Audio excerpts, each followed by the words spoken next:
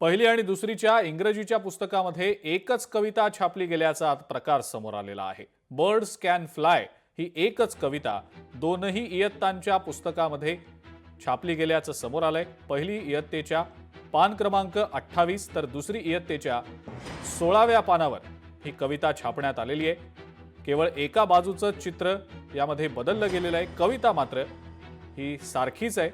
Copy पेस्टचा हा प्रकार आहे की पुस्तक छापताना ही सगळी चूक झालेली आहे, असा सवालही आता उपस्थित होतोय। बालभारतीकडनं ही चूक निदर्शनाला आल्याचं सांगण्यात आलेलं आहे। यावर एक समिती गठीत करण्यात आल्याचं देखील सांगितलं गेलंय।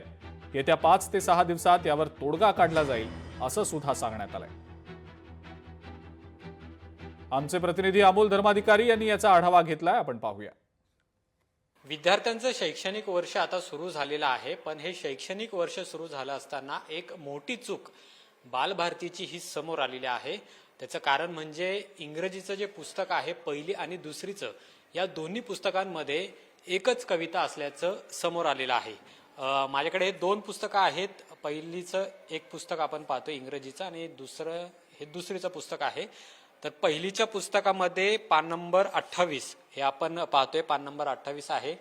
इथं ती कविता आहे बर्ड्स कॅन फ्लाय, आणि इकडे जे पहिलीचं पुस्तक आहे या पहिलीच्या पान क्रमांक 16 वर इथे सुद्धा आपल्याला बर्ड्स कॅन फ्लाय ही कविता पाहायला मिळते।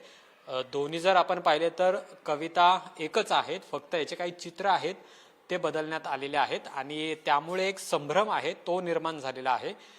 बालभारतीचं असं म्हणणं आहे की ही चूक जी झालेली आहे ती त्यांच्या लक्षात आलेली आहे। त्यांनी एक समिती सुद्धा नेमलेली आहे। येत्या 5 ते 6 दिवसांमध्ये या समितीचा एक अहवाल येईल आणि त्यानंतर यामध्ये काही चेंजेस करायचे आहेत का यावर निर्णय होऊ शकतो। मुद्दा हा आहे की विद्यार्थ्यांना जरी पहिली आणि दुसरीच्या वर्गात एकच कविता शिकता येणार नसली तरी पहिली आणि दुसरीच्या वर्गामध्ये मात्र एकाच पद्धतीची कविता आहे आणि यामुळे कुठेतरी घोळ हा झालेला आता लक्षात आलेला आहे। यामध्ये चेंजेस होऊ शकतात, पण सध्या विद्यार्थी आणि शिक्षक सुद्धा यामुळे संभ्रमात आहे। यावर तोडगा सुद्धा काढला जाईल असं सुद्धा सांगण्यात आलेलं आहे। कॅमेरामन तुषार नानावरेसह अमोल धर्माधिकारी, लोकशाही मराठी, पुणे। लोकशाही मराठी ऐका, पहा, जागरूक रहा।